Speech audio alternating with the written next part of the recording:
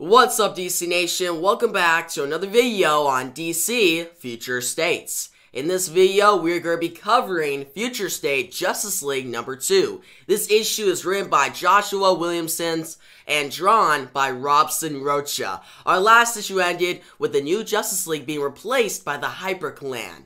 What are the Hyperclan's plans? What happened to the Justice League? Those questions will be answered today as we dive into this issue. The Hyperclan have been the Justice League for a day. Villains are being taken down and cities are being saved all around the world. Batman is saving cats out of trees. The Flash and Wonder Woman are invited to a talk show. They discuss who's the fastest. The world is loving the Justice League. We switch to the Hall of Justice. The Hyperclan arrive with criminals in their clutch. The White Martian, disguised as Superman, says, "The humans love us, Armek." Now Armek responds, "It's surprising how many missing humans those plants will turn a blind eye to when they feel safe." The White Martians worry that they will be noticed by other heroes soon. The Hyperclan is sure to be uncovered. The leader of the Hyperclan, Protex, says, "It doesn't matter. We have what we need." Protex has removed the Legion of Doom in the Justice League. No one can stop them. Protex is scientists building a ship to carry out the Hyperclan's plans of taking over the world. The White Martians are fine with being the new Justice League. They feel where they are now is good enough. One of the White Martians says, "Maybe we can finally find happiness here." Now Protex blasts the White Martian back. He says, "Happiness? We are owed vengeance. The Justice League must pay." We switch to the Justice League, who are stuck in this dark realm worse than the Phantom Zone. The entire Justice League rally to figure out a way back to Earth. They need to take down whoever ambushed them. Yar Floor Wonder Woman leads the team to a camp nearby. They uncover Martian writing. Andy Curry, Aquawoman, immediately connects the dots and figures out what's going on. She heard stories of the Justice League fighting the Hyperclan.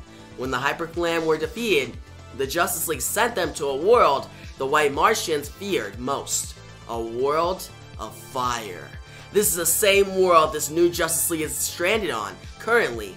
Batman then questions if the League members around him are White Martians. Green Lantern can't be a White Martian because White Martians can't replicate a Green Lantern ring. Aquawoman's water abilities aren't working, which is convenient, so she isn't a White Martian either. But Batman looks at the other members. Mostly Jonathan, Kent, Superman. Superman and Batman start to argue about trust. Batman doesn't trust Superman. Superman doesn't trust Batman. Superman's actually never seen Batman's real identity. Now, Green Lantern stops the arguing.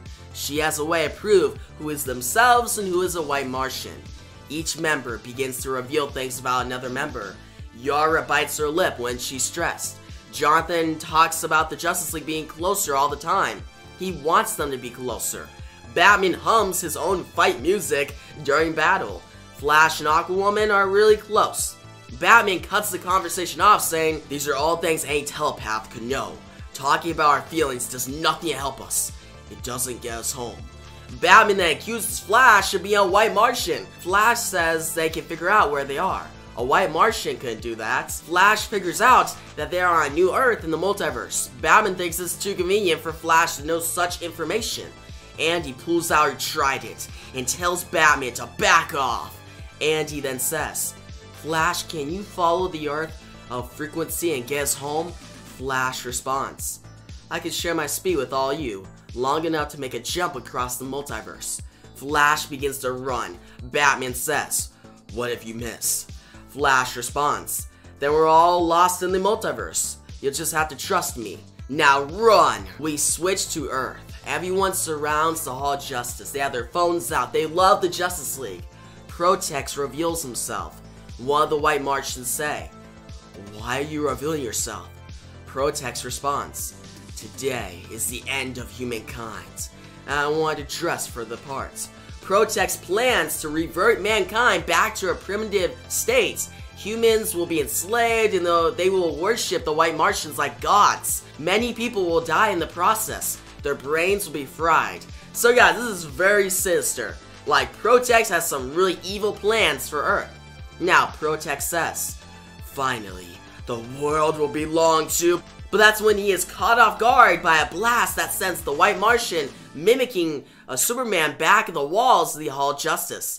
The new Justice League comes out of a portal and attacks the Hyperclan. Protex tells his White Martian comrades, "No, we're so close. Don't let them steal our revenge." The Justice League dismantle the Hyperclan easily. Yara Flor takes down the duplicate Superman. Protex still thinks he can win. The world will be his in a matter of moments. White Martian ships approach. Green Lantern takes down the duplicate versions of Batman and Flash. Flash goes to fight off Protex. Andy shows up and struggles to choose who to take down.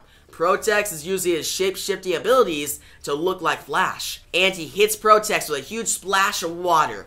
Aquawoman and Flash stand ready to fight.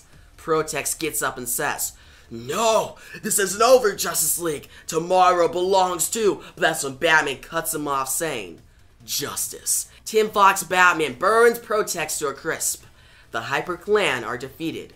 The scientists who were enslaved have headaches, but they're alright as well. Now, Green Lantern updates the rest of the Justice League on the situation. She says, "After Star Labs examines the White Martians, I'm taking them to Earth Omega." Now, that's when Flash goes up to Batman and says, "So, all someone's gotta do to earn your trust is save the world?" And Batman says, "Pretty much, Flash." And Flash says, "Call me Jess." "And you are?" And Batman says, "Too soon." Now, Superman flies up. He says, "Okay, mission over. World saved again.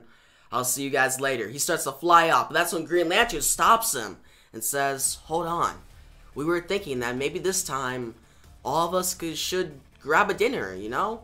And Superman looks at her and says, "What about our secret identities?" And Green Lantern responds, "Knowing each other better helped us today. I think it's worth the risk. What do you say, John?" Now Superman looks at the burnt Hall of Justice and says, "Well..." We go to a few months later. Now, John is looking at the statues of the Justice League, the old Justice League. Barry Allen the Flash, Bruce Wayne Batman, his father Superman, Wonder Woman, Flash, Martian Manhunter, Aquaman, the OG Justice League. Now Yara Flor comes up. She says, "You ready, John?"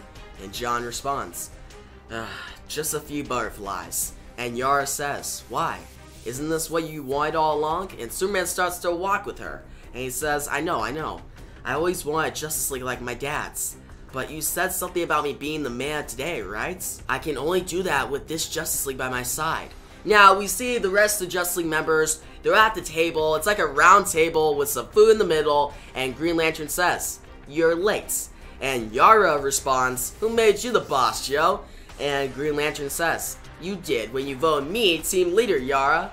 Listen, we've been through a lot together. And the old Justice League rules held us back." Now, Batman walks in, and he takes off his mask. He takes off his cowl. Tim Fox reveals himself. He says, "It's time we made new rules." And Green Lantern says, "Exactly, Jace. Now, we're all on the same page. Let's get down to the first order of business.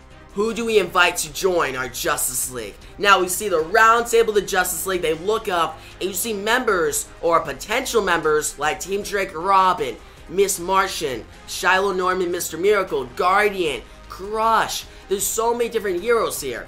And it's actually a cool ending, guys. With all of them together, they're a full team now. They trust each other. And that is how we conclude Future State's Justice League. So that was Future State Justice League number 2. And guys, I really enjoyed this ending. It was a solid ending. It wasn't amazing. Nothing spectacular. But I did like seeing the Justice League trust each other. They had to learn to trust each other and defeat the Hyperclan. The Hyperclan were great villains. I really like Protex. Like, they're really cool characters. And yeah, they're only in these 2 issues, but they're good threats to this new Justice League.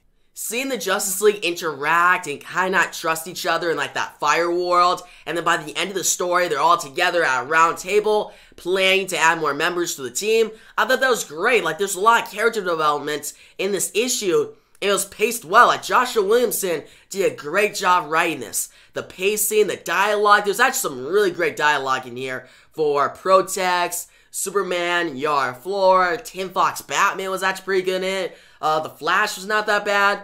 And I actually liked Andy Curry. I'm really liking Andy Curry. Like her in Aquaman in Future States and now in this series. She's just a great character. And last, the Green Lantern, guys. Green Lantern in this series is just awesome. So yeah, the writing overall was solid. Now, the artwork by Robson Rocha, amazing. You guys all know I really started liking Robson Rocha's artwork in the two-part story with the Black Mercy written by Jeff Loveness, issue number 51 52 of Justice League. That actually had artwork by Robson Rocha, and it looked so good. I started following his work, and now that he had his artwork in this issue, all the action sequences, the facial expressions, everything was on point. Robson Rocha is becoming one of my favorite artists to date, alright? In the comic book industry today, I really like Jorge Jimenez, Rafa Sandoval, Robson Rocha, Greg Capullo. There's all sorts of ones, so guys. Francis Manapul, like I can name ones all day, but Robson Rocha is definitely up there. So yeah, overall, guys, a solid ending to this 2-issue series, and I'm gonna give this issue an 8.5 out of 10. I recommend it. If you enjoyed issue number 1, you're gonna enjoy this one. If you did enjoy issue number 1, still give this issue a chance because there is like some really great moments, especially the ending. But yeah, guys, tell me your thoughts on this issue down below. If you like the video, give a big thumbs up on YouTube. Make sure to subscribe to the notification bell so you don't miss out on my next DC Future States video. And yeah, guys, thanks for watching, and peace out.